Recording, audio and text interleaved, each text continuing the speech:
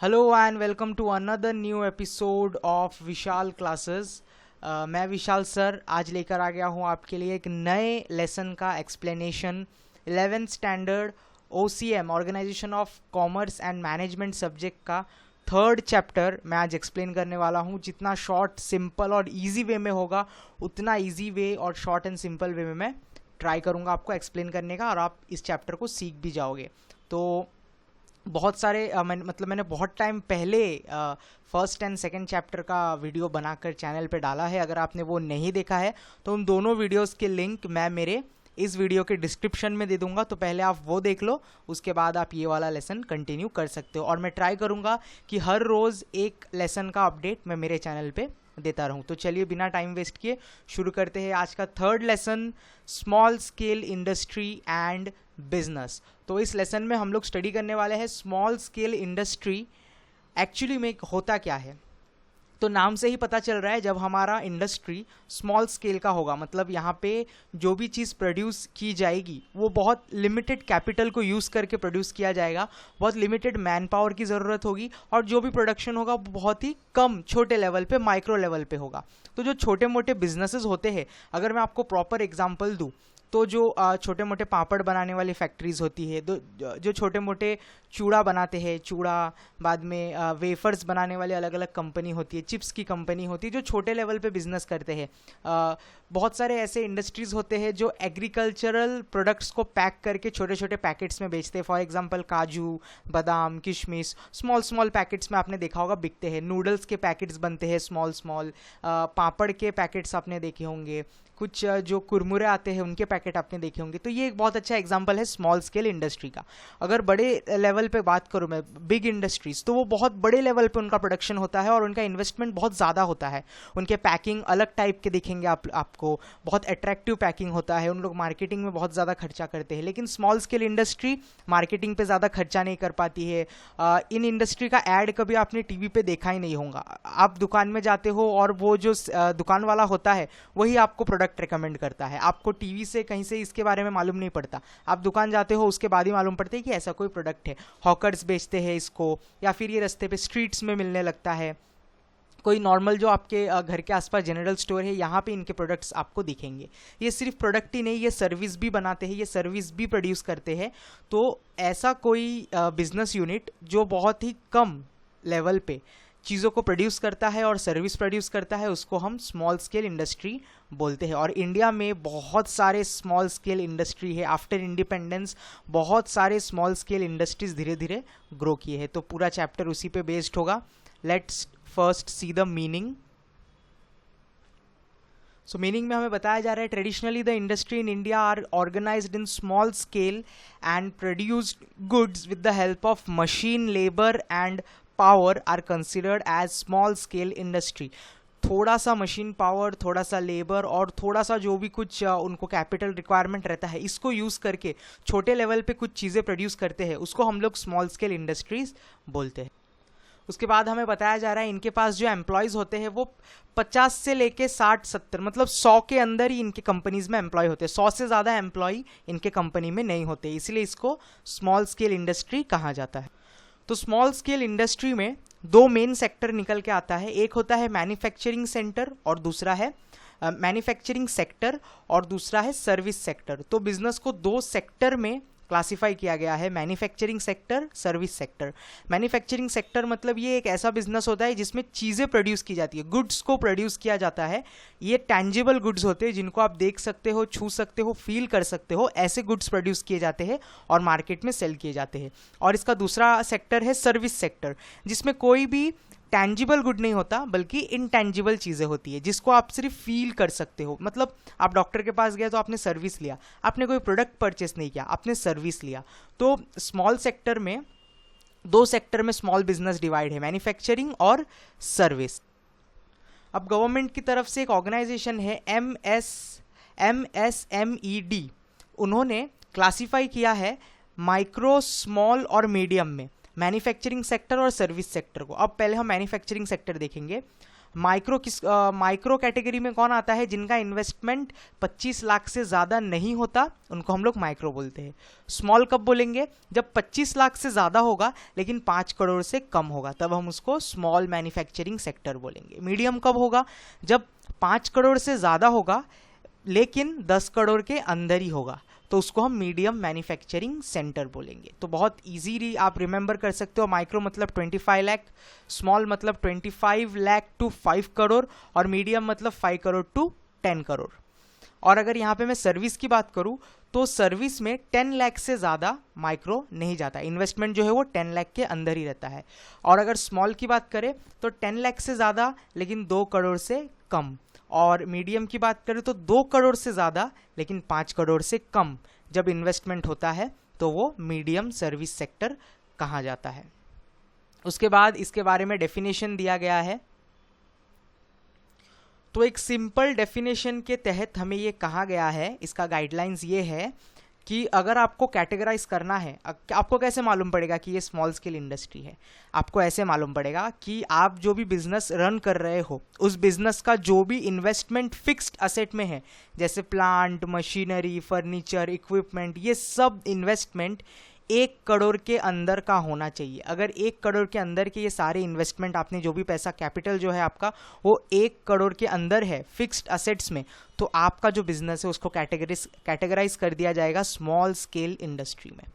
अब small scale industry जो है उसको क्लासीफाई किया गया है ट्रेडिशनल और मॉडर्न में।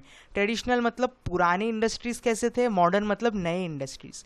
तो पुराने में अगर एग्जांपल्स दिए गए यहाँ पे handloom industry, handicraft industry, coir industry, sericulture, khadi and village industry. और मॉडर्न की बात करें तो बाईसाइकिल पार्ट्स बनाने वाली इंडस्ट्री, स्विंग पार्ट्स बनाने वाली industry, blade, razor, electric appliances, gadgets जो बनाते हैं वो कंपनी, और स्पेयर पार्ट कंपनी, ये मॉडर्न स्मॉल स्केल इंडस्ट्रीज है। और ट्रेडिशनल में तो मैंने आपको बता ही दिया। तो अब हम करने वाले हैं importance of small scale industries. Small scale industry जिसका शॉर्ट फॉर्म है SSI, ये बहुत ही इंपॉर्टेंट रोल प्ले करता है हमारे नेशनल इनकम को बढ़ाने के लिए, हमारे पूरे देश में इकोनॉमी को ग्रोथ और बूस्ट देने के लिए SSI जो है वो बहुत अच्छा रोल प्ले करता है। अब जब भी मैं SSI यूज़ करूँगा तो आप समझ जाना मैं किसके बारे में बात कर रहा हूँ, स्मॉल स्केल इंडस्ट्रीज़ के बारे में। तो चलिए कुछ इंपॉर्टेंस देख लेते हैं स्मॉल स्केल इंडस्ट्रीज़ के। सबसे पहला है जॉब अपॉर्चुनिटीज़। यस, जब भी कोई स्मॉल स्केल इंडस्ट्री लॉन्च होता है या कोई स्मॉल स्केल इंडस्ट्री ओपन करता है तो वहाँ पे बहुत सारे जो लोग हैं, वहाँ के उस एरिया के जितने भी लोग हैं उनको जो है वो जॉब मिलता है। जो अनएम्प्लॉयड रहते हैं उनको एक बहुत अच्छा एम्प्लॉयमेंट मिलता है। इसीलिए SSI एक बहुत, इसलिए स्टार्टिंग में ऐसा कहा गया है कि SSI जो है वो कंट्री के डेवलपमेंट में बहुत ज़्यादा काम आता है, बिकॉज एम्प्लॉयमेंट जब मिलता है तो स्टैंडर्ड ऑफ लिविंग ऑटोमेटिकली उस जगह का इंक्रीज होता है। तो सबसे पहला इंपॉर्टेंस है जॉब अपॉर्चुनिटीज़। सेकेंड, ये रीजनल बैलेंस क्रिएट करता है। अब हमारे पूरे कंट्री में अलग अलग जगह पे रीजनल इम्बैलेंस है। अगर हम बात करें हाइपर सिटीज़ की, जैसे मुंबई, बैंगलोर, कोलकाता, दिल्ली, ये सब बहुत ज़्यादा जल्दी जल्दी ग्रो हो गए हैं। वहीं पे जो कुछ स्टेट्स है, जैसे आसाम देख लो, उड़ीसा देख लो, ये अभी तक उतना डेवलप नहीं हो पाए हैं, जो कि एक रीजनल इम्बैलेंस का बहुत अच्छा एग्जांपल है। तो SSI जो है वो रीजनल बैलेंस को क्रिएट करता है, क्योंकि स्मॉल स्केल इंडस्ट्री चालू करने के लिए आपको हाईफाई मशीन्स की ज़रूरत नहीं है, आपको ज़्यादा लेबर की ज़रूरत नहीं है। आपके पास जो भी अवेलेबल रिसोर्सेज है, मटेरियल है, लेबर है, उसको लेकर ही आप एक स्मॉल स्केल इंडस्ट्री स्टार्ट कर सकते हो। तो अगर स्मॉल स्केल इंडस्ट्री स्टार्ट करते हो तो वहाँ पे लोगों को एम्प्लॉयमेंट मिलता है। लोगों को एम्प्लॉयमेंट मिलेगा तो उनको अच्छी खासी सैलरी आती है। सैलरी आने पे वो उनका जो घर है, हो सकता है वो पहले पुराने टाइप का था, लेकिन उनको इनकम आने से उन लोग घर को रिपेयर करते हैं। पहले हो सकता है वो कच्चे घर में रहते होंगे, लेकिन इनकम मिलने पे वो अपने घर को पक्का करेंगे। हर जगह पे सीमेंट का घर दिखेगा, रोड डेवलपमेंट होगा, ट्रांसपोर्ट फैसिलिटीज़ अच्छी हो जाएंगी, उस जगह का एक अच्छा खासा नाम हो जाएगा, लोग वहाँ पे सामान खरीदने आएंगे। तो वो जो है SSI जहाँ पे कहीं पे ओपन होता है तो वो रीजनल बैलेंस क्रिएट करता है। और जो छोटे मोटे शहर है जहाँ पे अभी तक टेक्नोलॉजी उतना पहुँच नहीं पाया है या फिर जो बहुत पीछे छूट गए हैं, SSI ओपन करने से वो सारे शहर भी बड़े बड़े शहरों के साथ जुड़ जाएंगे और रीजनल बैलेंस क्रिएट हो जाएगा। Increase competitive strength, third point. अब ये एक बहुत अच्छा फ़ायदा है एसएसआई का।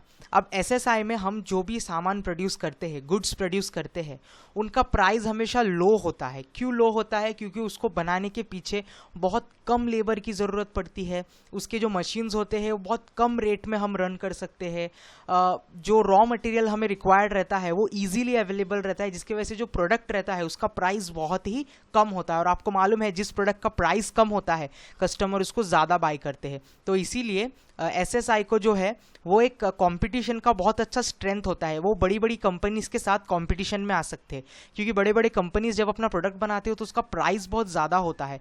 जो लोअर लेवल क्लास के पीपल होते हैं वो प्रोडक्ट परचेस ही नहीं कर सकते, लेकिन वो कौन सा प्रोडक्ट ज़्यादा परचेस करते हैं? जिसका प्राइस कम होता है। और एसएसआई जो है वो ऐसे ही प्रोडक्ट को बनाता है ताकि वो लोअर जो जिनका इनकम लेवल बहुत कम है वो भी इस प्रोडक्ट को परचेस कर पाए, एंड इनडायरेक्टली उनका सेल्स का टर्नओवर जो है वो बढ़ जाता है। इसीलिए एसएसआई को जो है वो कॉम्पिटिटिव मतलब कंपटीशन का स्ट्रेंथ बहुत स्ट्रांग होता है। Maximum use of natural resources. अब जहाँ पे नेचुरल रिसोर्सेज जो अवेलेबल है, फॉर एग्जांपल कहीं पे शुगर केन बहुत ज़्यादा अवेलेबल है तो वहाँ पे हम शुगर इंडस्ट्री डाल सकते हैं, स्मॉल स्केल शुगर इंडस्ट्री, जहाँ पे शुगर केन ज़्यादा है, जहाँ पे वुड ज़्यादा मिलता है, लकड़ियाँ बहुत ज़्यादा है, वहाँ पे मैचस्टिक कंपनी खोल सकते हैं। तो एसएसआई जो है वो जो अवेलेबल नेचुरल रिसोर्सेज है उसका मैक्सिमम यूज़ करता है। Reduce migration. अब गांव में अगर हम एसएसआई खोलते हैं, स्मॉल स्केल इंडस्ट्रीज खोलते हैं, तो वहाँ के लोगों को एम्प्लॉयमेंट मिलेगा, और अगर वहाँ के लोगों को एम्प्लॉयमेंट मिला तो वो कभी वहाँ से शहर नहीं जाएंगे। तो इसके वजह से माइग्रेशन जो है वो कम हो जाता है। माइग्रेशन का सिंपल मीनिंग है लोगों का एक जगह से दूसरी जगह ट्रैवल करना, या तो जॉब के लिए, या तो स्टडीज़ के लिए, या फिर स्टैंडर्ड ऑफ लिविंग बढ़ाने के लिए। तो अगर आप एसएसआई जो है किसी गाँव में ओपन करते हो तो आपका माइग्रेशन ऑटोमेटिकली कम हो जाएगा, क्योंकि लोगों को वहाँ पे जॉब मिलेगा तो उनको सैलरी आएगी तो स्टैंडर्ड ऑफ लिविंग बढ़ेगा, तो माइग्रेशन का टेंशन नहीं रहता। ये माइग्रेशन कम करता है। Support to large scale industries. Large scale industries को एसएसआई जो है वो सपोर्ट करता है। कैसे सपोर्ट करता है? Small scale industry raw material produce करता है और लार्ज स्केल इंडस्ट्रीज को सप्लाई करता है। अब लार्ज स्केल इंडस्ट्री को सामान बनाने के लिए continuous supply of raw material चाहिए। अगर स्मॉल स्केल इंडस्ट्रीज नहीं रहेंगी तो रॉ मटेरियल भी उनको खुद से बनाना पड़ेगा, जिसमें बहुत ज़्यादा टाइम चला जाएगा। तो ये रॉ मटेरियल बनाने वाला काम जो है वो स्मॉल स्केल इंडस्ट्री कर देता है उनके लिए। स्मॉल स्केल इंडस्ट्री सारा रॉ मटेरियल बना देता है, बस उनको यूज़ करके लार्ज स्केल इंडस्ट्री को फिनिश प्रोडक्ट बनाना रहता है। Developing new entrepreneurship. जो skilled as well as unskilled aspirant है, जो नए नए बच्चे, जो नए स्टूडेंट्स होते हैं और जिनके पास कोई नया एक स्टार्टअप आइडिया होता है। आपने स्टार्टअप वाला कंसेप्ट सुना होगा। आजकल स्टार्टअप्स जो है वो बहुत ट्रेंडिंग चल रहे हैं। जो कॉलेज पास आउट स्टूडेंट होते हैं एज वेल एज जो कॉलेज ड्रॉप आउट स्टूडेंट होते हैं, जिनके पास बहुत अच्छा एक कॉन्सेप्ट होता है, एक आइडिया होता है, एक प्रोडक्ट का एक उनको नॉलेज होता है, और फिर अगर उन लोग दिमाग लगा के उस प्रोडक्ट को डेवलप करते हैं और मार्केट में लॉन्च करते हैं, तो एज अ स्टार्टअप के तौर पे उनका प्रोडक्ट अगर सक्सेसफुल हो जाता है तो फ्यूचर में वो एक बहुत अच्छे बिजनेसमैन बनते हैं। टेक एग्जांपल मार्क जुकरबर्ग, जब उन्होंने फेसबुक स्टार्ट किया उनकी उम्र कितनी होगी? 16, 17, 18 ईयर्स के वो थे। तो उस एज में कॉलेज में पढ़ते पढ़ते उन्होंने फेसबुक बना दिया, एंड आपको मालूम है फेसबुक आज कितना बड़ा कंपनी है, एड से वो कितना रेवेन्यू जनरेट करता है। तो सेम वे ऐसे ही स्मॉल स्केल इंडस्ट्री को अगर हम बढ़ावा देंगे तो हमारे देश से भी नए नए एंटरप्रेनर्स निकलेंगे, नए नए बिजनेसमैन हमें फ्यूचर में मिलेंगे। इसीलिए गवर्नमेंट बहुत ज़्यादा ध्यान देती है कि एसएसआई पे अलग अलग लोन्स भी प्रोवाइड करती है गवर्नमेंट। अगर आपके पास कोई बिजनेस आइडिया है, अगर आपके पास कोई बिजनेस कंसेप्ट है, अगर आप वो गवर्नमेंट को शो करते हो, अगर गवर्नमेंट को पसंद आता है, तो गवर्नमेंट आपके प्रोजेक्ट पे पैसा इन्वेस्ट करने को रेडी होता है, क्योंकि इसी से हमें मालूम पड़ता है कि हमारे फ्यूचर के एंटरप्रेनर्स कैसे होंगे। अब हम कुछ एडवांटेजेस देखेंगे स्मॉल स्केल इंडस्ट्रीज़ के। सबसे पहला जो एडवांटेज है वो है large employment.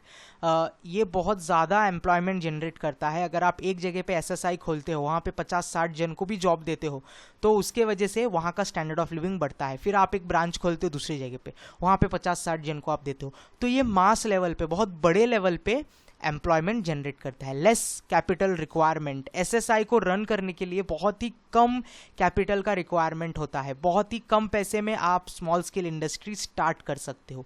Utilisation of domestic resources, इसके बारे में हमने पहले भी बात किया है कि आसपास जो रिसोर्सेज अवेलेबल रहते हैं उसी को यूज़ करके ये बिजनेस रन होता है, जिसके वजह से बहुत सारा कॉस्ट जो है वो कम हो जाता है। इंक्रीज इंडस्ट्रियल आउटपुट, अब एसएसआई जो है वो ज़्यादातर कंज्यूमर प्रोडक्ट बनाते हैं as well as industrial components भी बनाते हैं। तो इंडस्ट्रीज को भी सामान मिल जाता है, उनको जो रॉ मटेरियल चाहिए रहता है वो सेटिस्फाइड हो जाते हैं रॉ मटेरियल मिलने के बाद, एज वेल एज जो कस्टमर्स रहते हैं, poor section of the society, जो एकदम गरीब लोग होते हैं, उनके लिए भी एसएसआई जो है वो क्वालिटी प्रोडक्ट बनाने के काबिल रहता है, कम पैसे में प्रोडक्ट बना सकता है और लोग कम पैसे में इनके प्रोडक्ट्स खरीद सकते हैं। Contribution to export, okay, nearly 40% of the industrial export are contributed by SSI. Small scale industry जो है वो पूरे एक्सपोर्ट का 40% लेता है। मतलब हमारे कंट्री में इतने सारे स्मॉल स्केल इंडस्ट्रीज हैं कि इनके प्रोडक्ट और इनके सर्विस हमारे कंट्री के बाहर एक्सपोर्ट किए जाते हैं, और ये टोटल 100% में से 40% कंट्रीब्यूट करता है, जिसमें ज्वेलरी है, क्निटवेयर है, हाउजरी आइटम्स है, handicraft, coir product, woollen garment, processed food, chemical, ये सारी चीज़ें हमारे इंडिया से बाहर अलग अलग कंट्री में एक्सपोर्ट किया जाता है। और एक्सपोर्ट के वजह से हम दूसरे कंट्री का पैसा, दूसरे कंट्री का जो करेंसी है उसको एक्सचेंज में ला पाते हैं, और हमारे कंट्री के करेंसी का वैल्यू जो है वो बढ़ते जाता है। ओके, तो ये एक अच्छा एग्जाम्पल है। इसके वजह से जो है हमारी कंट्री का नेशनल इनकम ग्रो होता है और हम इकोनॉमिकली डेवलप होने लगते हैं। इक्विटेबल डिस्ट्रीब्यूशन, हर किसी के पास इक्वली इनकम जो है वो डिस्ट्रीब्यूट होता है, हर किसी के पास इक्वली इनकम पहुंचता है। अगर हम लार्ज स्केल इंडस्ट्रीज की बात करें तो उसमें क्या होता है, इनइक्वालिटी हो जाता है। मतलब इनकम डिस्ट्रीब्यूशन कुछ लोगों के हाथ में बहुत ज़्यादा चला जाता है और इनकम डिस्ट्रीब्यूशन कुछ लोगों के हाथ में बहुत कम हो जाता है, जिसके वजह से गरीब लोग और गरीब होते जाते हैं और अमीर लोग और अमीर होते जाते हैं। लेकिन स्मॉल स्केल इंडस्ट्री में ऐसा नहीं होता। स्मॉल स्केल इंडस्ट्री में सबको इनकम जो है वो प्रॉपरली डिस्ट्रीब्यूट होकर मिलता है, जिसकी वजह से इक्वालिटी मेंटेन रहती है। अर्निंग फॉरेन एक्सचेंज, सिंपल, हमने ऊपर डिस्कस किया कि इससे हम एक्सपोर्ट कर सकते हैं, और जब एक्सपोर्ट होता है तो हम दूसरे कंट्री के करेंसी को ले सकते हैं, जिसकी वजह से हमारा फॉरेन एक्सचेंज का अर्निंग जो है वो बहुत ज़्यादा बढ़ जाता है। और फॉरेन एक्सचेंज करेंसी जब किसी कंट्री का बढ़ता है तो उसका जो करेंसी का रेट है वो दूसरे कंट्री के मुकाबले ज़्यादा बढ़ जाता है। अपॉर्चुनिटी ऑफ एंटरप्रेन्योरशिप, जो मैंने इसके पहले ये पॉइंट हमने डिस्कस किया है, जो नए नए बिजनेसमैन हैं जिनके पास आइडियाज़ है उनको एक बहुत अच्छा अपॉर्चुनिटी मिलता है ग्रो होने का। They can also become businessman as well as business women. सिर्फ बिजनेसमैन ही नहीं, बिजनेस वुमेन्स, कुछ गर्ल्स होती है जिनके पास बहुत अच्छी कैपेबिलिटीज़ होती है, बहुत अच्छे स्किल्स होती है, तो उनका यूज़ करके वो गर्ल्स भी एंटरप्रेनर बन सकते हैं। एज वेल एज कुछ बॉयज़ भी होते हैं जिनके पास बहुत अच्छा बिजनेस आइडिया होता है, वो भी खुद को एज अ बिजनेसमैन देख सकते हैं। कॉस्ट एफिशिएंसी, कॉस्ट एफिशिएंसी मतलब इसको रन करने के लिए आपको बहुत ही कम कॉस्ट का रिक्वायरमेंट रहता है। मतलब आप एकदम कॉस्ट एफिशिएंट रहते हो। अगर आपको लॉस भी हो गया, अगर आपको इन फ्यूचर आपने एसएसआई ओपन किया और एसएसआई की वजह से आपको लॉस हो गया, तो आपको ज़्यादा लॉस नहीं होगा, थोड़े कम लेवल पे लॉस होगा, बिकॉज एसएसआई जो है वो बहुत ही कॉस्ट एफिशिएंट है। रिड्यूस माइग्रेशन, सेम पॉइंट हमने ऊपर इंपॉर्टेंस में भी देखा। फ्लेक्सिबिलिटी इन ऑपरेशन, फ्लेक्सिबिलिटी इन ऑपरेशन मतलब जो भी मार्केट सिचुएशन चेंज होता है, मार्केट सिचुएशन के चेंजिंग के हिसाब से फटाक से एसएसआई जो है वो अपने प्रोडक्ट को चेंज कर सकता है, क्योंकि वो स्मॉल लेवल पे अपना काम कर रहा है। लेकिन जब बड़े बड़े लेवल पे बिजनेस किए जाते हैं तो ऑलरेडी इतने सारे प्रोडक्ट लॉन्च हो चुके होते हैं कि अचानक से मार्केट में कुछ चेंज हो गया तो उन प्रोडक्ट्स का अगर फॉर एग्जाम्पल मार्केट में एक तरीके का ट्रेंड चल रहा है और उस ट्रेंड के हिसाब से किसी लार्ज कंपनी ने बहुत सारा गुड्स को प्रोड्यूस किया है, अचानक से वो ट्रेंड जो है पब्लिक के अंदर से खत्म हो जाता है, लोग उस ट्रेंड को अब फॉलो नहीं करते हैं, तो क्या उस कंपनी ने उतना सारा प्रोडक्ट बनाया था वो बिकेगा? नो, कंपनी जो है वो पूरी तरीके से लॉस में चली जाएगी, क्योंकि वो प्रोडक्ट उनका कभी बिकेगा ही नहीं, बहुत बड़ा ह्यूज लॉस हो जाएगा।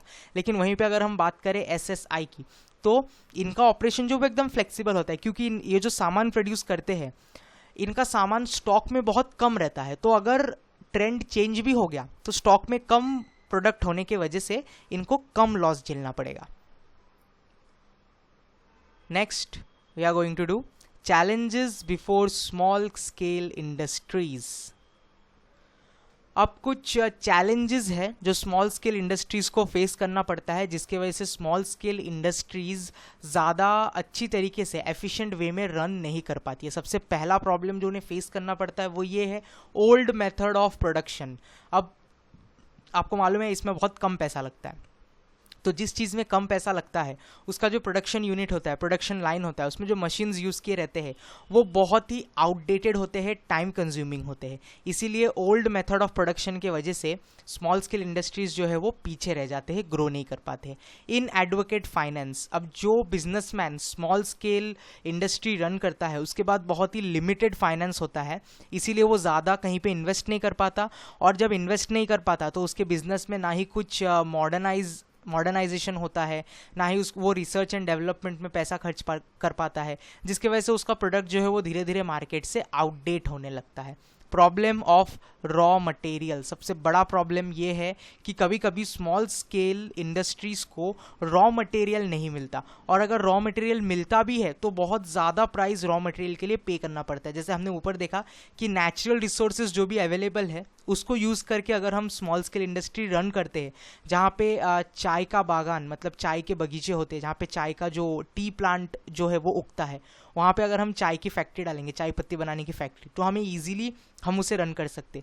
लेकिन जहाँ पे चाय पत्ती का जो प्लांट है वो उगता ही नहीं है, वो सॉइल ही वहाँ पे नहीं है, उस सॉइल पे ट्री का प्लांट उग ही नहीं सकता। और अगर वैसी जगह पे मैं चाय की फैक्ट्री डालूँ, चाय पत्ती बनाने की फैक्ट्री डालूँ, तो क्या मुझे उस सस्ते रेट में मिलेगा सामान? नहीं मिलेगा, मुझे दूसरी जगह से लाना पड़ेगा उसको, और दूसरी जगह से जब मैं लाऊंगा तो मेरा रॉ मटेरियल का एक्सपेंस जो है वो बढ़ जाएगा। लेबर प्रॉब्लम, अब लेबर प्रॉब्लम फेस करना पड़ता है। अब जो स्मॉल स्केल इंडस्ट्रीज है वो unskilled as well as semi skilled, मतलब ऐसे वर्कर जिनको बराबर नॉलेज नहीं होता, जिनके पास कोई बराबर स्किल नहीं होता, उनको भी रख लेता है डेली वेजेस पे। मतलब वो एक दिन काम करेंगे और फिर उनको वेजेस मिल जाएगा। तो भले ही वो उनका टारगेट दिया रहता है कि आपको 100 प्रोडक्ट बनाना है, तो भले ही वो एक दिन में 25 प्रोडक्ट भी क्यों ना बनाए, दिन के एंड पे पूरे दिन के एंड में उनको उनका जो वेज रहता है, उनको जो तनख्वाह मिलने वाला रहता है, पगार मिलने वाला रहता है दिन का। फॉर एग्जाम्पल किसी वर्कर को बोला गया है कि तुम एक दिन काम पे आओगे तो तुम्हें 500 रुपीज़ मिल जाएगा। अब वो एक दिन काम पे आएगा और उसको जितना प्रोडक्ट बनाना था, भले वो उतना प्रोडक्ट नहीं भी बनाए, तो भी जिसने उसको काम पे रखा है वो मना नहीं कर सकता। स्मॉल स्केल इंडस्ट्री का यही एक फॉल्ट है, उसको रन करने वाला जो बिजनेसमैन होता है वो लेबर को मना नहीं कर सकता। भले ही लेबर कितना भी प्रोडक्शन किए हो या नहीं किए हो, उसको डेली वेजेस देना ही पड़ता है। तो लेबर का एक बहुत बड़ा प्रॉब्लम होता है। हमारे पास प्रोफेशनल लेवल के प्रोफेशनल टाइप के लेबर जैसा हमें चाहिए, स्किल्ड लेबर, वो हमें नहीं मिलते हैं। उसके बाद है मार्केटिंग प्रॉब्लम। अब पैसा इतना कम लगाया है, स्मॉल स्केल इंडस्ट्री का जो कैपिटल रिक्वायरमेंट वो इतना कम है कि उसमें हम मार्केटिंग का कोई भी फंक्शन प्ले कर ही नहीं सकते, और अगर हम मार्केटिंग फंक्शन नहीं करेंगे तो हमारा प्रोडक्ट फ्यूचर में बिकेगा भी नहीं। Next is problem of transport. अब जो एसएसआई यूनिट्स जो होते हैं वो दूर दराज गाँव में कहीं पे सिचुएटेड होते हैं, जहाँ पे प्रॉपर रोड फैसिलिटी नहीं होता। अगर रोड फैसिलिटी है तो वहाँ पे प्रॉपर व्हीकल्स नहीं होते, जिसके वजह से उनको प्रॉब्लम ऑफ ट्रांसपोर्ट सफ़र करना पड़ता है, और प्रॉब्लम ऑफ ट्रांसपोर्ट की वजह से उनका प्रोडक्ट कंज्यूमर तक प्रॉपर तरीके से पहुँच नहीं पाता है। उसके बाद है नेक्स्ट प्रॉब्लम इज़ सिकनेस। तो सिकनेस जो है वो दोनों एनवायरनमेंट में एग्जिस्ट करता है, internal as well as external. Internal environment में हमने इसके पहले डिस्कस किया, स्किल्ड लेबर नहीं होते हैं, लेबर के पास ट्रेनिंग फैसिलिटी नहीं होती, जिसकी वजह से प्रोडक्शन अच्छा नहीं होता। और एक्सटर्नल प्रॉब्लम की बात करें तो हम प्रोडक्ट सेल करने के बाद पेमेंट में डिले होता है, shortage of working capital. Working capital मतलब रोज़मर्रा की कामों के लिए जो कैपिटल रिक्वायरमेंट रहता है वो बहुत कम हो जाता है, बैंक लोन नहीं प्रोवाइड करता, एज वेल एज जो प्रोडक्ट हमने बनाया है उसका डिमांड मार्केट में ज़्यादा नहीं होता, जिसकी वजह से सेल्स ज़्यादा नहीं हो पाता है। तो यही कुछ रीज़न है सिकनेस। उसके बाद है power shortage and irregular supply. सबसे बड़ा प्रॉब्लम जो एसएसआई को फेस करना पड़ता है वो है पावर शॉर्टेज। ज़्यादा टाइम अगर हम रूरल एरिया में रहे, रूरल एरिया में प्रॉब्लम होता है लोड शेडिंग का, पावर हाई वोल्टेज फ्लक्चुएशन हो जाता है, या फिर अगर हमें प्रॉपर सप्लाई मिल भी रहा है तो जो रेट रहता है इलेक्ट्रिसिटी का वो बिल बहुत ज़्यादा आ जाता है। अगर हम कंप्लेन करें तो भी वो बोलते हैं कि इंडस्ट्री के लिए अलग मीटर सेट किया जाता है, उनके लिए अलग चार्जेस होते हैं, घर के लिए अलग चार्जेस होते हैं। तो ये कुछ प्रॉब्लम है इरेगुलर पावर सप्लाई और पावर शॉर्टेज का, जिसके वजह से स्मॉल स्केल इंडस्ट्री जो है वो ज़्यादा ग्रो नहीं कर पाता। उसके बाद है ग्लोबल कंपटीशन। ग्लोबल कंपटीशन मतलब हमारा प्रोडक्ट जो है वो इंटरनेशनल स्टैंडर्ड के हिसाब से नहीं बन पाता, जिसके वजह से हमारे कंट्री के बाहर के जो लोग हैं वो हमारे प्रोडक्ट पे, एसएसआई के प्रोडक्ट्स पे ज़्यादा इंटरेस्ट शो नहीं करते, क्योंकि उनको जो लेवल का, जो स्टैंडर्ड का प्रोडक्ट चाहिए, एसएसआई उस स्टैंडर्ड का प्रोडक्ट नहीं मैन्युफैक्चर कर पाता या उस लेवल का सर्विस नहीं दे पाता।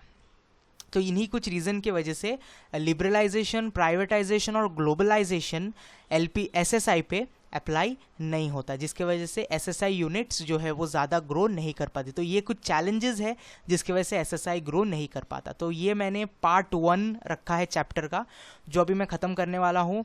नेक्स्ट लेक्चर इसी सेम लेसन का पार्ट 2 अपलोड होगा। I will try to make video as soon as possible. मैं मेरे चैनल पे साथ ही साथ एमकॉम के भी रिलेटेड वीडियोज़ लाने वाला हूँ बहुत जल्द। आपको ई ज्ञान वेबसाइट पे एमकॉम के नोट्स मिलने वाले हैं, तो उसके लिए भी प्रिपरेशन चल रहा है, काम हो रहा है। तो अगर वीडियो थोड़ा सा लेट आ जाए तो स्टूडेंट प्लीज़ वेट करना। आपको क्या करना है, आपको सिर्फ चैनल को सब्सक्राइब करना है। इसकी वजह से क्या होगा, जब भी मैं कोई नया वीडियो डालूंगा, मैं मेरे चैनल पे फर्स्ट स्टैंडर्ड से लेके पोस्ट ग्रेजुएशन तक प्लस कुछ competitive exams as well as English speaking और साथ ही साथ जो HTML, CSS कोडिंग वाले जो लैंग्वेजेस होते हैं, सॉफ्टवेयर इंजीनियरिंग या सॉफ्टवेयर बनाने के लिए जो भी लैंग्वेजेस का रिक्वायरमेंट होता है, इन सब के ऊपर एक के बाद एक वीडियो डालता रहता हूँ। तो आप किसी भी स्टैंडर्ड से हो, किसी भी फील्ड से हो, आपके लिए ये चैनल बहुत ही इंपॉर्टेंट है। तो प्लीज़ इस चैनल को सब्सक्राइब कर दो। इससे होता क्या है, जब भी मैं कोई नया वीडियो डालूंगा ऑटोमेटिकली आपको नोटिफिकेशन मिल जाएगा। यूट्यूब पे आके आपको सर्च करने की ज़रूरत नहीं है, बार बार नोटिफिकेशन ऑटोमेटिकली मिल जाएगा। तो चैनल को सब्सक्राइब कर दो। मैंने देखा है कि मेरे वीडियोस पे व्यूज़ बहुत ज़्यादा है, लेकिन जितने व्यूज़ है उतने सब्सक्राइबर नहीं है। आप खुद देख सकते हो सब्सक्राइबर मेरे बहुत कम है। तो please it's a request, subscribe to this channel. Subscription से मुझे मोटिवेशन मिलता है, और अगर मुझे मेरे चैनल पे ज़्यादा सब्सक्राइबर बढ़ गए तो आई गारंटी कि हर 1-2 घंटे के अंदर कोई ना कोई आपको नया वीडियो, कोई नया अपडेट मिलता रहेगा। तो प्लीज़ चैनल को सब्सक्राइब करो। 90% of the viewers in my channel have not subscribed to the channel. Please do subscription. आप जब भी वीडियो देखते हो इस चैनल का, अब भी अगर आप देख रहे हो और आपने सब्सक्राइब नहीं किया है तो प्लीज़ सब्सक्राइब कर दो। It's free of cost, it just a matter of press. तो वहाँ पे आप प्रेस कर दो और एक बेल वाला आइकन आएगा, उसको क्लिक कर दो, जिससे आपको सारे नोटिफिकेशन मिल जाएंगे।